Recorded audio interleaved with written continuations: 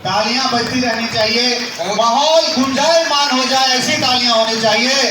नवादा का ऐतिहासिक पल है तो ये यादगार बनाने के लिए तालियों का समायोजन, क्योंकि दीप प्रज्वलन का कार्यक्रम चल रहा है। इसी के साथ विकास उपाध्याय सर को आमंत्रित करता हूं मंच पर कि दीप प्रज्वलन मंत्र से इस कार्यक्रम में और गरिमामय उपस्थिति के साथ। बहुत बहुत धन्यवाद सर।